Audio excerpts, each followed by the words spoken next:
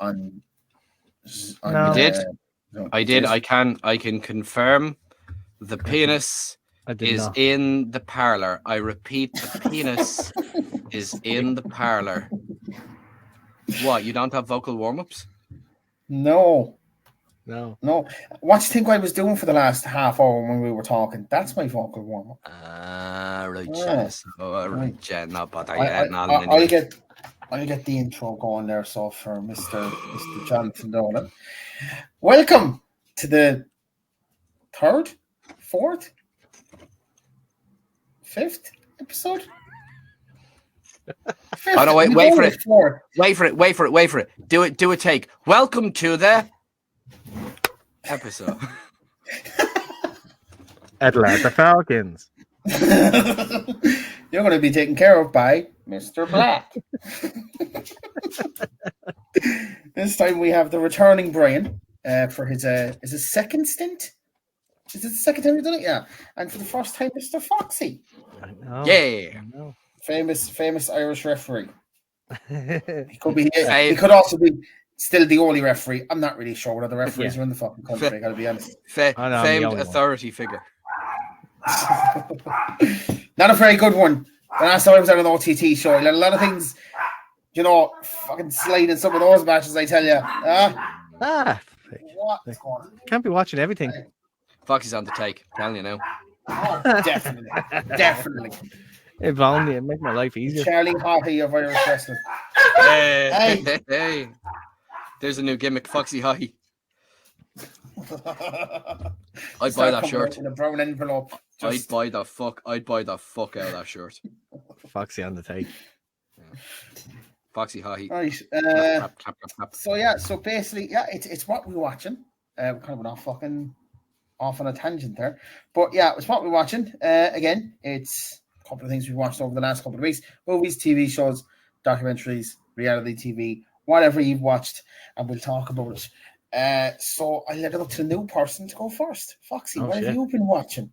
Oh, goddamn. Right off the bat. I've been actually watching quite a few documentaries that are on Netflix lately. And yeah, I love a good documentary, especially when it's done right. Was it the other year I watched The Last Dance? Like the fucking Chicago Bulls. Yeah.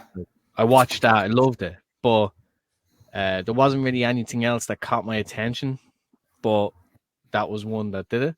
Whereas now this year, so they've released the David Beckham documentary on Netflix. And now I'm not a football fan, but I found that incredibly interesting to watch what his story is. And the vitriol, people turned on him so bad. Yeah. For that World Cup. That was mad. And the being a Man United fan, he's my favourite footballer ever. He's like the most unproblematic footballer I've ever come across in my entire life. We'd always find a problem with some footballer, but not him. He seems to always have been on the straight and narrow. Maybe he may have cheated on his wife at one point, but I'm not really sure if that actually happened or not, so we can't really comment. They did mention that, actually. How far are you into the documentary? Did you watch it all yet? I finished it. Joe, when he's in Spain, and the one about he may have cheated. They never mentioned you one by name, but the name of the person who he may have done it with was Rebecca Luz, is her name. Yeah. She was his assistant, and I can see why they didn't do it. I can see why they probably didn't want to mention her and give her more publicity. But it was never actually proven whether he did it or not. I'm under the suspicion that I don't think he did. I think with the way you even see it in the documentary, he's very close with his wife. Yeah. I don't feel like he would have done it, Go on, I took over you. Even without that, it was just amazing to see how talented he actually was for the game.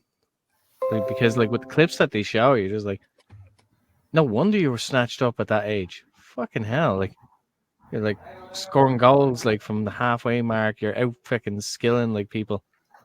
I didn't know he was the first person to actually score a goal from the halfway mark. Didn't know that. I think in the Prem anyway. I wouldn't say of all time. We've definitely been done before, but definitely in the Prem. Yeah, definitely in the Premier League. But it was amazing to see how the story unfolded, but also he seems. You can definitely tell he's a touch of either the ADD or he's definitely the OCD. He does have OCD. I think it came out a while back that he has OCD. It's calmed down a lot over the last couple of years, but he does have OCD. All right, I know that much. The way he describes it, he loves to clean and organize his fucking clothes, which is crazy. When he actually runs through it, it's there's my wardrobe and everything's sorted from dress shirts, jumpers, cardigans, stuff. I'm I'd love to have that fucking organization in my fucking room. God damn it. But it's very enjoyable. I loved, especially hearing about when he was in, I think it was AC Milan, and it got taken over. I can't remember the manager's the guy that was the manager. In Madrid when he got taken over by it was Madrid. Christ, what's his name? Capello. Fabio Capello. Yeah, he was taken off for just because he didn't want them on the foot. He had to fucking train on his own for several weeks. What's mad about that? They never mentioned this in it, right? He was so good near the end in that title-winning season. They tried to re-sign him from LA Galaxy before he actually joined LA Galaxy, and they went, no. No. Well, fucking that. I bought that top, actually. I bought that jersey the moment he signed. I had every single Beckham top up until he left to go to PSG. That was the only one I couldn't grab when I got issued first. I'm surprised you can't get that on a vintage, some sort of vintage jersey. He as far as I can see, he was only there for such a short time. It's really fucking hard to get a hold of. I like Beckham, and I like,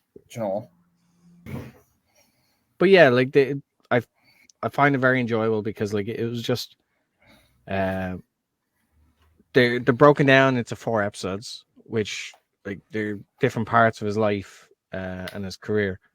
But amazing to just kind of dive into what it's like, and also to hear their perspective as well.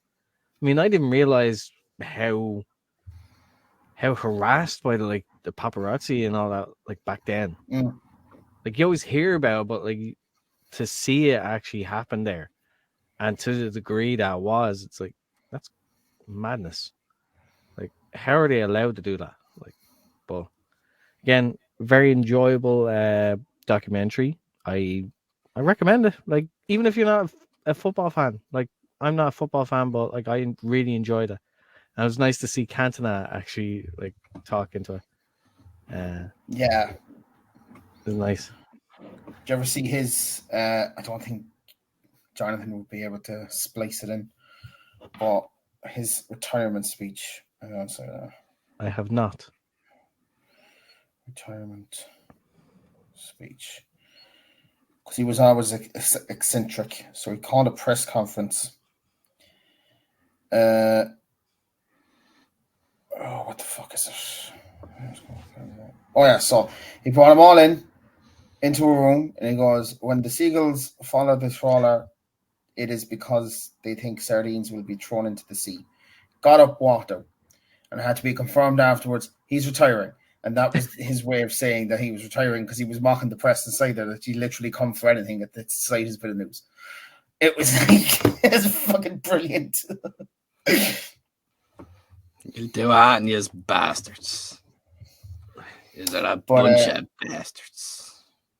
Yeah, that was it. It was a very good documentary. All right. I do know. All right, Chloe didn't want to watch it, and then when we were over in Edinburgh, we were staying with Laura and Dave, and Dave threw it on because we needed to watch something as we were eating, and she only watched 5 minutes of it. And she went, "Oh, I need to watch this now. Oh, this is actually not that bad." Oh, so we haven't done it yet, but we plan on to. All right, it's always I'm the pickiest fucker when it comes to Anton, like trying to get me to pick something to put on the telly is a disaster. But if it's on, I'll watch it. Like I'm literally a nightmare in that regard.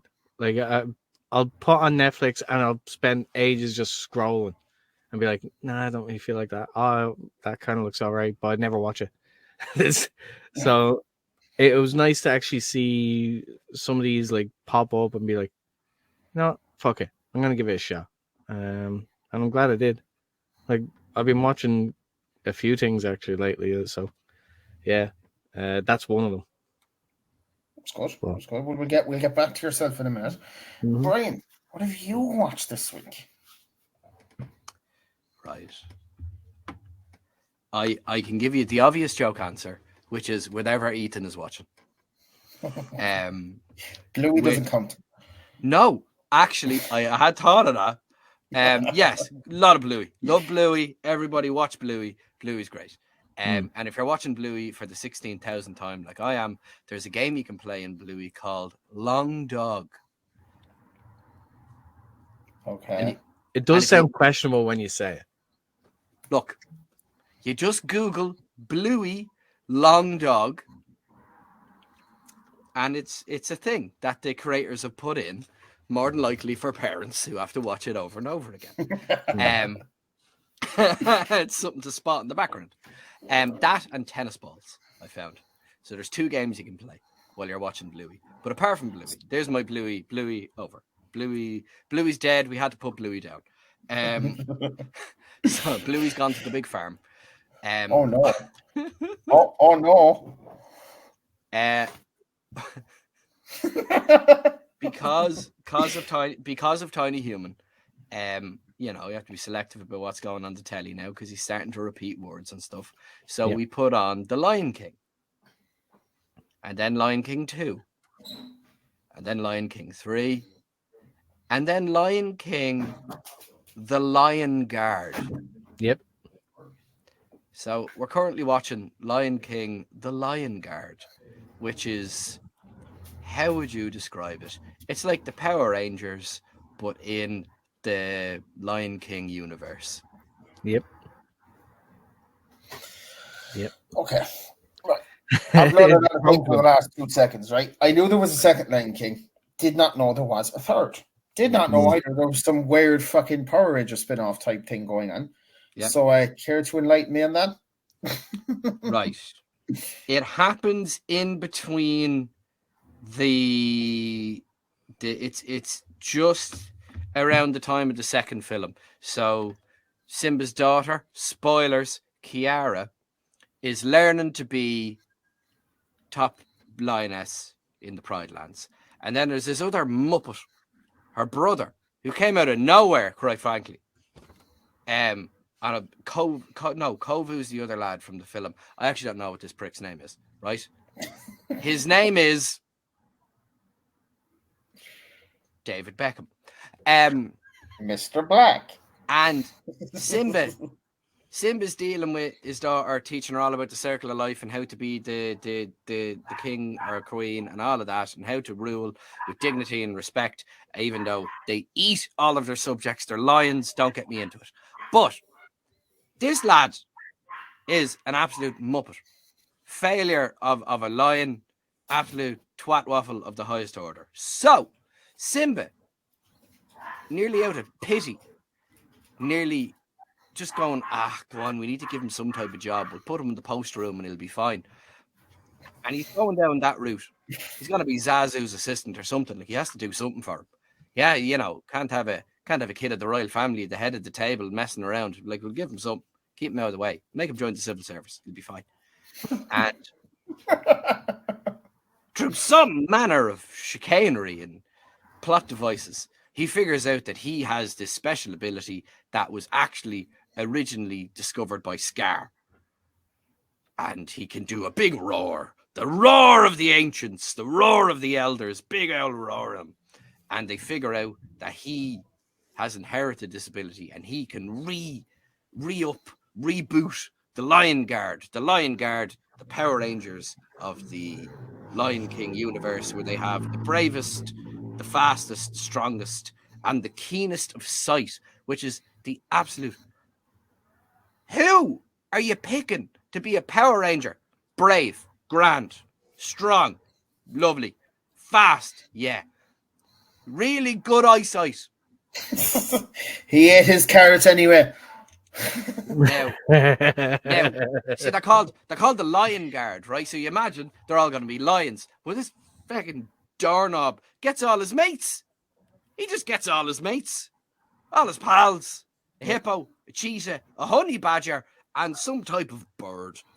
And Brilliant. You've sold me on this. It is quite frankly one of the worst things I've ever seen. And having gone from watching The Lion King and all of the full production line of it, the quality of it is beyond shocking. And it's not even really Simba. And I think they got James Earl Jones. I don't know what he's been up to. And I'm pretty sure it's actually Timon and Pumbaa who are in there. And why are Timon and Pumbaa there? You'll figure it out, because I can't. It's fucking awful. But, you know what it does? It satiates the tiny little monster, and that's good enough for Daddy. Stay here, so to make the kids shut the fuck up. The Lion Guard. Just throw on Bluey or the Lion Guard, apparently. Oh, please, now. Bluey above everything else. Cannot beat a bit of Bluey now. I've only ever watched Bluey once, and I think I was actually on a string with G. The only thing I could take out of it was the dad being a slow cunt in the car. Yep, definitely wasn't following the rules of the road. Ah, that's a good lad, like Bandit. At least it's not Peppa Pig. Yep, Peppa's. I had a baby living in this house, not mine. Jesus Christ, not mine. For about 6 months, and if I ever hear ever again in my entire life, I will fucking murder someone. Yeah, Peppa's a gay bag. Peppa's actually not good for children. Been proven to be detrimental to children's behaviour. Peppa's a bastard. Because she's just shit. She's a little shit. That's a Peppa Dow right there.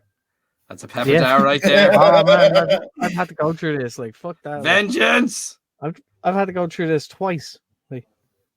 Like fuck that. Fuck just Peppa. when I thought I was like finished, it's just like, bollocks. Although I do love seeing the piss take that some people have made.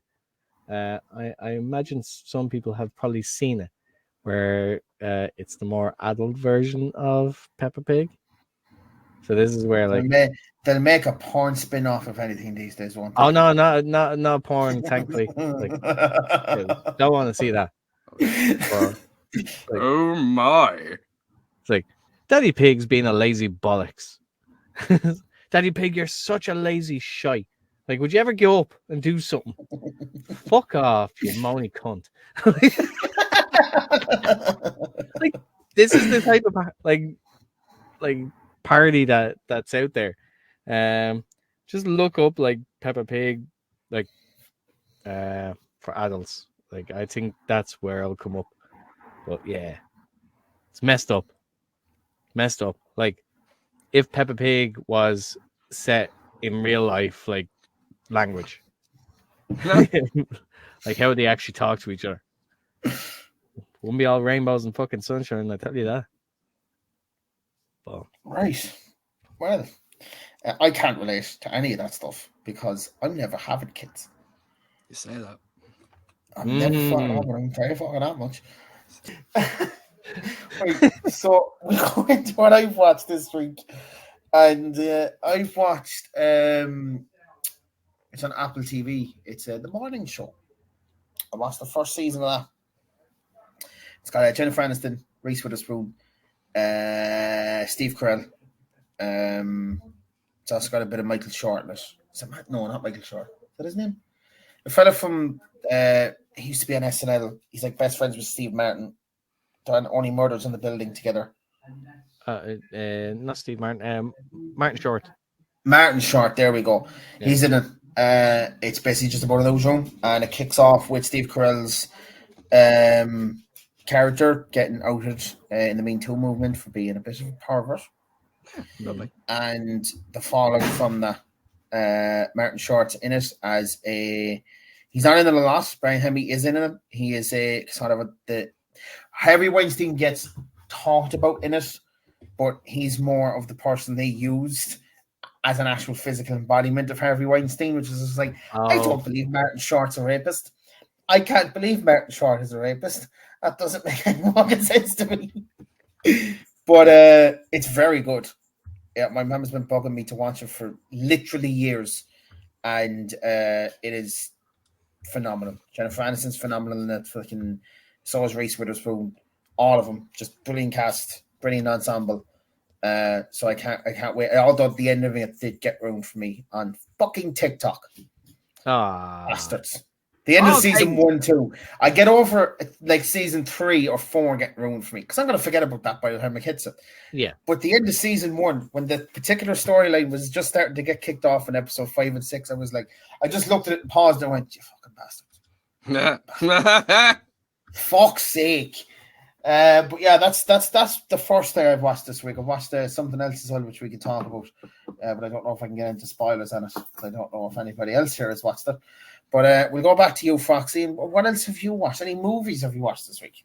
Movies. I very recently watched Casino again for like, and I've been told. Yes. I'm sure you've been told. Fuck you. I'm not fucking sit through that. Like we were like and was it an hour and a half into it, and we were just like, oh, this looks like it's about to end. We looked at it, it's like still fucking an hour and a half. Fuck off. Like, god damn it. Like I forgot how long the fucking film was. But I did say when we were watching it is the fact that like, I loved how they break it down, like how they actually break down everything in it. The system that they use in order to catch people cheating or otherwise, and it's just madness. Like, just like one person's watching the dealer, the other person's watching the handler, the person watching the handler is getting watched by such and such. Like, it's just a big chain of everyone. Like, and then you have these people like just hanging in the rafters, like with binoculars, just watching everyone. I'm like, that's why they have fucking cameras for this. But like, very long. I gotta be honest, Casino is probably my favorite gangster film. It's so fucking good. It's just like brilliant. I know a go-to would be the likes of like The Godfather, Goodfellas, like Scarface, like strange enough, like I don't really like. I love Untouchables. I don't know if you've ever seen it. Yeah, like with Kevin Costner and Sean Connery. I love that film. It's one of the films that my mother really enjoys, and because of her, I actually watched it and just found that really enjoyed it because it's a good movie, very well paced, good characters, and but Untouchables is a very enjoyable film for anyone that hasn't watched it. Whereas like Casino is set in a very Vice City, like it just screams Vice City, but it's set in the 70s as far as I recall. And yeah, it's at the dawn of Vegas, essentially. Yeah, it's the start of it and the mafia getting involved and all that stuff. Yeah, in the casino stuff, and a guy is tapped to be like the new owner or person in charge of the casino, and he's very successful. But then meets a con artist of a fucking prostitute like woman, ends up becoming his wife. Insanity ensues, which slowly leaves shit going down. But like, again, it's a long ass movie, like, so I'm doing a disservice like in describing it to people, but like still, if you have 3 hours to throw away, like definitely check it out. Like seeing Robert De Niro and Joe Pesci share fucking screen is fucking fantastic. That was my when I was in 5th year and I was a very naughty boy. and I used to not go into school a lot the first 6 months of fifth year. I say not a lot. I more or less took 3 days off a week and went in twice. That was my go-to. I had a nice mix of basically I would watch Casino at least twice a week because I love it that much. And Ugly Betty. I did enjoy Ugly Betty, which is a complete fucking That's a combination. That's a strange combination. I fell in love with Ugly Betty and I fell in love with Casino because of that. It also opened my eyes to movies called Idiocracy, which is one of the best comedies ever. It's a documentary at this stage. It's a documentary at this stage, yeah. And the Full Monty. That's how I got to watch the Full Monty for the first time in fifth year. Was because of that. Because Film 4 will throw fucking anything on there at like 9 o'clock in the morning. So who doesn't want to watch a bunch of men in their early 30s strip off at 9 o'clock in the morning? The sequel show for that is fucking grim, by the way. Do not go into that if you're expecting a laugh. God damn, don't go into that if you're expecting a laugh. It's quite sad. It's not the fun romp that I thought it was going to be. And you kind of like a couple of hours into it, you're just going, Jesus Christ, this is somehow worse. Life is worse than what it was in the first movie. Oh my God. I'll give you a good show to definitely like check out, and it's set in prison. Like the entire thing is set in prison, but it's following the journey of one convict, like as he enters prison. But you're getting bits of other convicts throughout the course of the show. So you'll either learn to love them or hate them or fucking whatever in between. But it's a show called Oz, and this was back like years ago. But... I've heard of Oz. I fucking never ended up following through on it. I really should have, because that's got J.K. Simmons in it, doesn't it? Yes, it does. He is fantastic in it, like absolutely fantastic in it.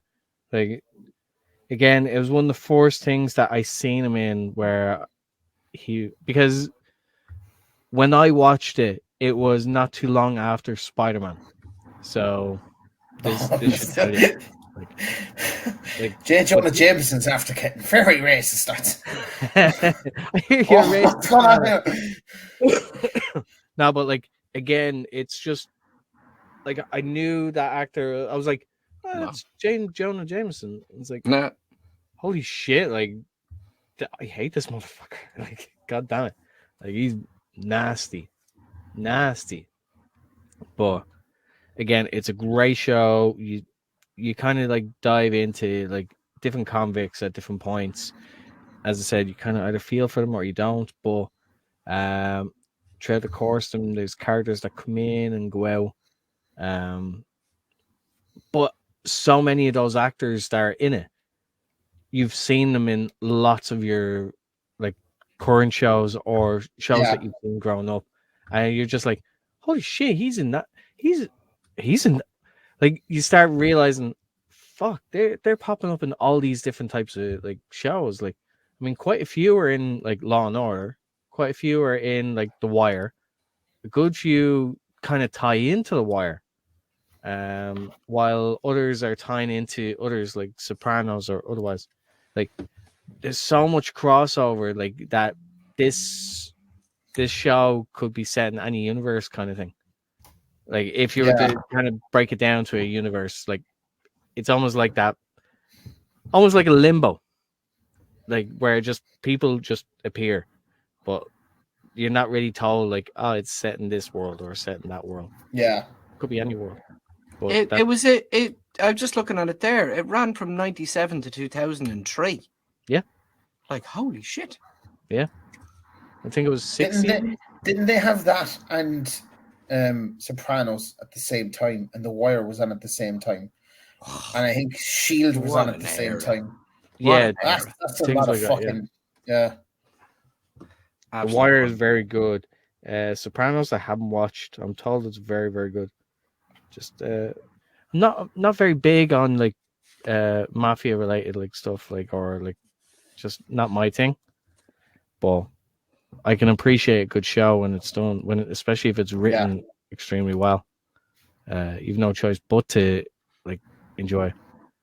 But yeah, Oz is a great show. Like if you're looking for a good like crime related / prison like show, it's very good to watch. And there's a few seasons of it. From looking up there at the actors and stuff, and I was reminded Christopher Meloni. Have you seen Happy? No. I never watched that in full, but what I did watch, it was great. Season one, top quality. Season 2, man, but season 1 just for this year, just to see, God, because I love Christopher. He's top man. Like if he's in it, I'll give it a shot. Like anything he's in. And given the cast of Oz, there you have enticed me. But like certainly have enticed me. You've quite a few that are in like BD Wong is in it. Like obviously you have Chris in it. Who else? There's a couple of others as well that pop in and out of it. So like you're just looking at it and be like, what the fuck? But then again, I could be wrong. I think quite a few people that were involved in the production were also involved in Law and Order. So who knows? But definitely a good show to check out.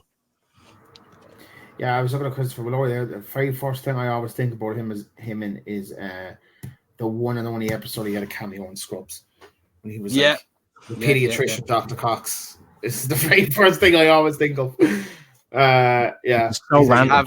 Do you have that other doll? For the kids. Yeah. Sure. Dr. Cox posted him the hand. The ripped off hand. Yeah, the puppet hand. He's just a doll. He's not a doll. He's a collectible. Fucking loves it. Oh, Scrubs is great. All 8 seasons of Scrubs. Yes. There's only 8 of them. There's only 8 of them. Isn't it mad? We don't talk about that other one. There's no other one. What are you talking about? It's only 8 of them. Yeah. Yep. That's where it ended. I will say for that apparent 9th season, they never really intended that to be Scrubs season 9. Wasn't supposed to. Yeah, it was never supposed to be. Yeah, they were just chancing their arm. Schedules worked out. I think it was one of those things where even the studio was just like, no, we've got a streaming service now. You're kind of gonna have to make it. And that was like one of the first streaming services to ever happen because I don't think that actually aired on CBS or NBC. I think that aired on one of the first streaming services that eventually ended up failing anyway. So we got fucking god awful. God, how many? What do we have now for NBC? Oh no, it's Disney Plus. That's who has NBC. But yeah, and then it just was like, oh, we can get JD back for like 2 episodes. Can we get Carla? No. Can we get the janitor? No. Can we get Elliot? Kind of. We can get Turk for a bit, and that's kind I of wouldn't mind. There was it had legs, and there was decent enough angles in it, and really strong characters. But because if it wasn't Scrubs, you would have gone, all right, this is okay. But because it was Scrubs, it was crap. Like that could have been its own entity, like outside. It could have been because you had Eliza Coupe, who played Denise in it. She's fucking hilarious. Who else was in it? What are the rest of the cast? Because they could have passed that off as like that could have been like another branch at a different place. Mm-hmm. Like yeah, and it came up with such the worst thing as well. It's like, oh, the hospital's gone. We're in this college now. Like the hospital's a college. What? Nah, Michael Mosley was another one. He was also in a. It's the only 2 from that like extended cast that I remember. Although you talk about like Scrubs. And Dave Franco. Sorry for cutting you off. Dave Franco. That was the other one. Yeah. Like you talk about Scrubs, but I mean, like to me, like the episode that is really like made a big impact, and motherfucker was only in 2 episodes. Brendan Fraser. Yeah. Oh, don't get me started. I skipped that episode. I can't watch that episode anymore. Like it just, but only in 2 episodes. But my God, his effect on the show, like on the characters, for the remainder of the show run. There's those like couple of words he says to Cox. Just, where do you think we are? Or JD says it to him, where do you think we are? And he's like, oh, that's television at its peak for me for hitting. Yeah. Like if you for people to think television is just kind of trash, he was like, nah, man. You couldn't have done that in film. No. Because you had the established characters, you had the established dynamic, and then you brought in this lovely character who brightened up everything, and then they fucking crushed us. Yeah. Oh, I can. bad. There's another show that could do that to you as well, and I only have to say one thing. Like Futurama. Yeah. Seymour. Fucking care. That's a bit. I will say now, bit of a cop out being a dog. Yes. Beautiful beautiful, timeless, fucking amazing. Kind of cheating with the dog. Yeah. I think Brendan Fraser is cuter than the dog. Well, like, well, the difference with Scrubs and Futurama is that with the whole Seymour thing, no dialogue is spoken. Yeah. And it's in fantastic use of the music. Yeah. That's all that was needed. Like, and you got it. Like, straight away, you got that story. And it fucking hurt. So, heartbreaking TV and film. Yeah, great. Yeah. This is where this has gone now. What else have you watched, Brian? Because I want to get onto I want to get onto one specific thing, and if I can't talk about it properly, I want to fucking explode. But what have you watched first, Brian? Well, now do you think for a very long and confident answer, I need to draw it. It all started when I was a young man. No, I was a young woman. No, I was a cactus. No, I was a kite. I was the wind beneath my own wings. Anyway, so I went to the cinema this week and I saw. No, go on. I've been watching. Actually, can I just ask one thing of Jonathan when you go back on this? When we're talking about Brendan Fraser, can you not use any other photo than that one photo from him from The Whale? That's it. I don't want any other photo popped up if you do use it, but don't use any other photo of Brendan Fraser unless that one photo specifically from The Whale. But go on. I've been watching Goblin Slayer Abridged. Sounds like an anime.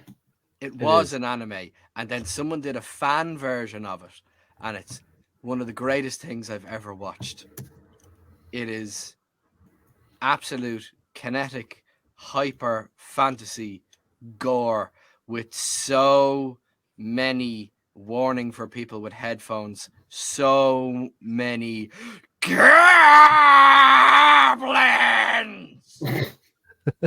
I like how he jumped when you said that. Warning, headphone warning. Yeah, it's just fucking ridiculous. It's like it starts out, there's a D&D style adventure party, and it just gets fucking weird, and I love it. Because anyone who knows anything about a bridge series or fan made dubs or anything like that, I love that kind of humor. There's something about a bridged and dubbed series, you know, Dragon Ball Z abridged, Hellsing Ultimate abridged, Goblin Slayer. What was the one about the swimming? Foxy, you showed it to me. Yeah. Yeah. Like anything to do with, I don't know what it is when there's a particular rhythm to the dialogue and pacing to the dialogue, because they take the original footage and redub an entirely different story. Yep. A completely different story. They 100% fuck with the canon. Yep. And you know what? I think they're better. I've not watched Goblin Slayer, the original.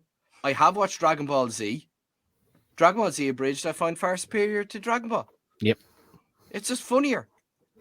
Because the people who watch it are absolute fucking marks for the shows. They adore them. And yeah, they are stealing intellectual property, but they're fucking hilarious and they're a core part of my humour. They hit me at a 16-year-old, and there's something about that phonetic, abridged style humour. I fucking adore it. Is it just cringy jokes and shouting? Yes, but have you fucking met me? So, to make a long answer short, Goblin Slayer abridged. It's on YouTube. I fucking love it, and it's very offensive, and it's just really crude, and there's people who won't be able to handle it. Oh, baby, so good. Right. Well, I went to the cinema by myself, by my lonesome, last Saturday to see the Marvels. Has anyone seen it? No. Have you seen I'm it? happy to be spoiled, Daddy. Do you mind if okay, right. I need to say this if anybody's watching this, right? Specifically, girlfriend, if you haven't seen it, big fuck off spoiler, okay? It's a great movie, okay? Iman Vellani, who plays Miss Marvel, is one of the best castings I've ever seen in my entire life. She's not just a fan of the character, she's also a fan of the MCU, and has repeatedly says, this is not the 616 universe, Kevin Feige. Stop saying that it is. It's like 1999 or something like that. But she's brilliant in it. The way she bounces off of Monica Rambeau's actress and Brie Larson, brilliant. The three of them together, fantastic. The villain, weak as shit, but it's not Thor too bad, but it's bad. It kind of connects into the series. But in the series, she gets the band's the Miss Marvel series. And basically, this is where the second one comes into it. And that's what happens. So there's a big battle at the end of it on a planet that is just, it's singing. It's a musical planet. And the funny thing is, the king, who is played by an actor called Park Seo-joon, I've got the cast up in front of him, I'm not really sure if I said that right. He's bilingual because he can sing, but also talk normally if he needs to. So that's why he's bilingual, which I thought was fantastic. As the thing that always happens with every fucking Marvel thing at this point, they had new costumes for all of them. I like Monica Rambeau's new one. It's black and white. It's brilliant. It's actually very clean. I love it. I don't like Miss Marvel's new one. I actually prefer the original one because the origins of the original suit, sure, Jonathan could pop up a thing, was like more of a family making it for her. So I felt more real that she had it. And this one, they changed it. And I hate the new Captain Marvel suit because it's way too dark. It's like Zack Snyder's Superman suit. You know it's blue and red, but why does it look like that she threw a load of ash before she got it? That's my only complaint about the movie. Right. So there is one after credit scene, right? So at the end of the movie, the bad guy gets the two bands for like a split second and blows. What you think is, so have any of you seen anything recently from Marvel where they jump through space? Yeah, do you remember Guardians of the Galaxy where they jump through space, but it's like a hexagon? So those keep popping up through space and they can't figure out why, and it's causing their powers to intertwine. That's effectively the reason why. Okay. At the end of the movie, she gets the two rings, she slaps it together and makes a big one. So Monica Rambeau says, I can fix it, but I need to go from the other side. Whatever. Doesn't tell anyone. She doesn't. So she disappears, right? No one can find her. She cannot be found in space. The after credit scene pops up, and what pops up is that you find out she's been put into a completely different universe because her mother's still alive. That's, oh God, this was so good in the cinema. No one could share this with me. It was fucking very annoying. That is interrupted by Kelsey Grammer's voice as the Beast. No. He just calmly walks in and says, you came here from a parallel universe, and it was a typhoon or psyop or whatever basically their versions of Captain Marvel said until she found you, and he's the Beast, and that's how we got the X-Men in the MCU. Yeah. Now, is it going to be? They've all but confirmed in that little bit. It is not the same universe as where Doctor Strange went to, so it's another parallel universe again. Because he says Professor X is upstairs. I'm gonna have to tell him about this. So that's how they confirm that. And they've definitely confirmed this is set after the Multiverse of Madness. So that does that. Crap. But yeah, there I did. Walked into the room, and I naturally went, and I forgot that I was by myself for a second. So I just The ghosts of my former friends and lovers. lads. Oh wait, I'm on my own. It capped off probably one of the best Marvel movies is Phase 5, sorry. Where no. It'd be very hard to beat. I know it's not getting great reviews from some people, but that is completely unjust. It is one of the best Marvel movies since the end of Endgame. By a mile. Top 5 easy for me. I'm gonna do two things in a row because I'm greedy, but it's also Marvel related. So have any of you watched Loki? No, want to? Bit of it. But, go ahead. Bit of it. So you don't mind getting? You don't. I've watched season 1. mind. Like season 1, cannot be fucking arsed. So I would say watch season. I would say watch season 2 because when it comes to actual things that affect the future stories of the MCU, this is about the biggest thing you could get in terms of an actual storyline. Okay. This whole series basically takes place over the course of about 2 days, or a couple of centuries, depending on how you want to look at it. So as you saw in the ads, if you've seen the ads, yeah, Loki keeps time slipping. Yeah, he eventually gets that under control, and basically the rest of the season is we need to get another version of He Who Remains to fix the loom where the timeline goes into, because it keeps getting bigger and bigger and it's going to break. It goes back and forth until Loki realizes that he can't do it. He can't fix it. The loom's going to break. There's nothing he can do. So he makes the ultimate sacrifice. And for the love of Christ, spoilers, Jesus, Loki realizes that he's got to let it blow up. He lets the bloom blow up, but he actually even blows it up himself. And he becomes the god of stories. And the one thing he didn't want was to be by himself for the rest of eternity. And he is, because he is now the multiverse. Loki is the multiverse is Loki. He gets all the strands of the multiverse, slaps them together, and makes... I'm going to have to get the name of it. Googling things, and we're Googling things, and checking our facts, and we're looking up stuff on the web. It's not a timeline anymore like they've shown before in season 1. It's now the tree. YGGDRASIL. Cannot pronounce that. It's the mythical tree of Norse. Yes, I think that's more or less how you pronounce it. So that's him now. And somebody found out that if you go back far enough into the What If series, did any of you watch that?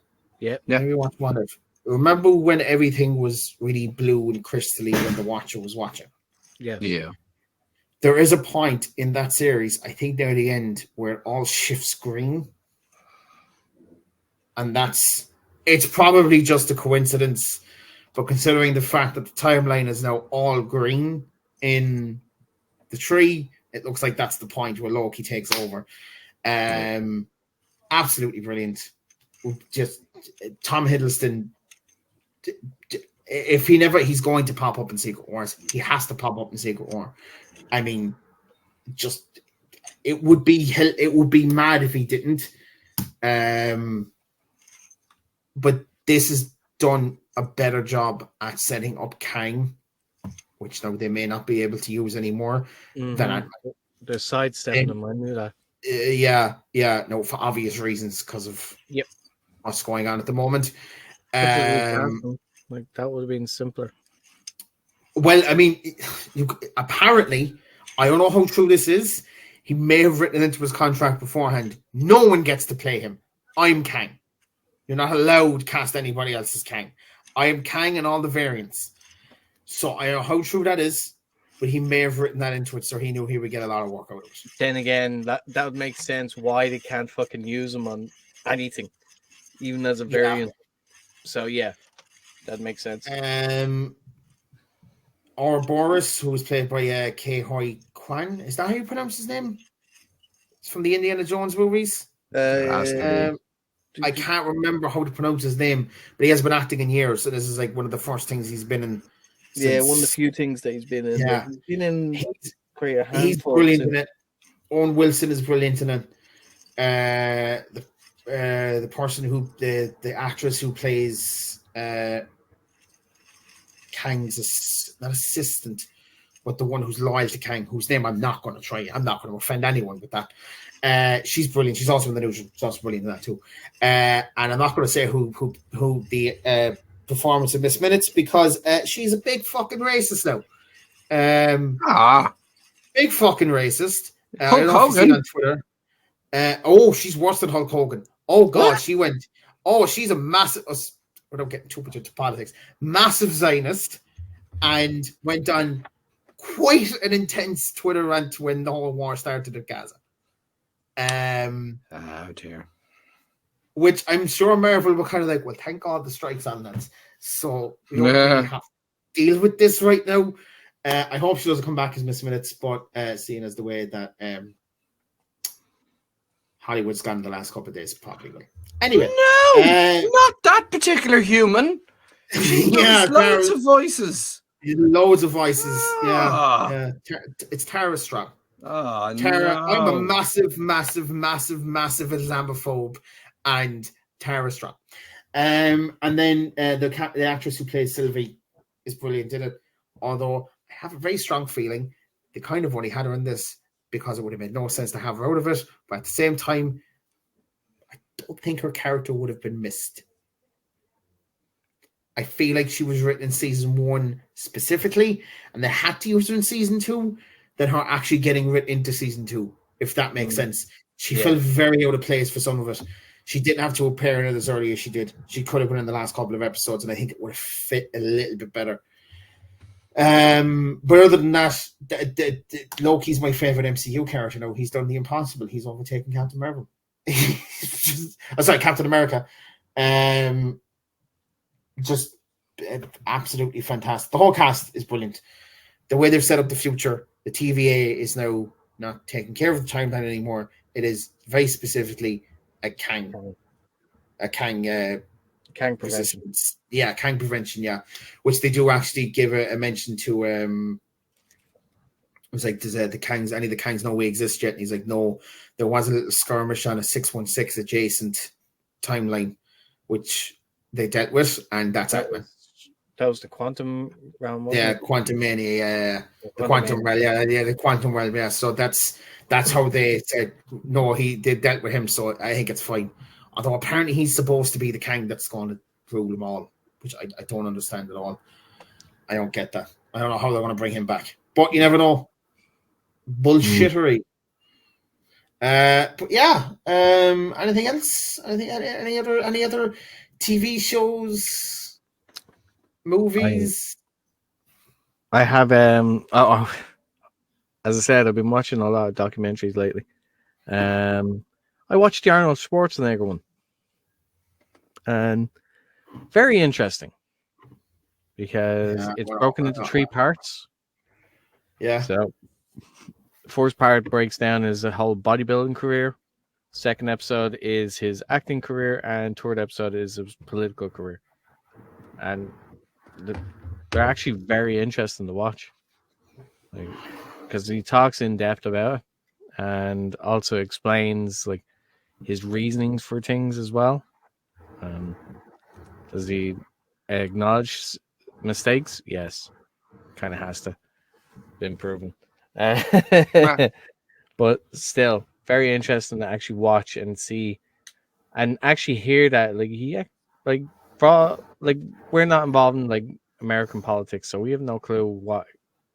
We only see the jokes that are made, but to actually find out that he actually did do a lot of good when he was like governor of California. Yeah, he did. He may have been. I'm a little bit in tune with American politics. Probably a lot more than the average person, to be honest. But no, he was. Although he was a Republican, I think these days he would be considered a Democrat. Because he was so he was. Yeah, he didn't actually. Yeah, that's when politics used to be normal. Please, can we return there, please? Can I wake up some morning and just know that I didn't have Donald Trump call somebody a fat ass in his fucking speech or something? Or although he is very funny. Anyway, go on. No, like it is like it's even if you've been a passive fan of like his movie career or his bodybuilding, like them alone, like they're, as I said, they're separated into 3 parts. So you could get by and just watch one episode or watch the first 2. You don't have to go near the politics side of it. But they're all equally like very interesting to watch. In terms of intertwining 3-part series of the same person, is it better or worse than James A. Caster's repertoire? Yes. Do you think Arnold Schwarzenegger is too good for a free banana? I'm often I don't get this reference for this. Yeah. Do you know who James A. Caster is? I know who he is. Yeah. Have you seen Do you any know of who his that? No, I'm just saying yes because I don't know. Right. English comedian. No, Mental. don't know. Former drummer. His favorite year in music is 2006. Famed for asking people, do they like poppadoms or bread? Nope. No clue. Ah, lads. You have to watch the. I know who James A. Caster is. He's very funny. Lads. His comedy's very fucking weird, alright, but I love it. Yeah. Can you imagine? I'd like anything else. Holy mother of God. He is a standard bearer of modern stand-up comedy. He's so good. He's so good. And those shows nearly drove him demented. So you have to watch it. Either that or just Google James A. Caster clips on YouTube. God, I love that man. He's so good.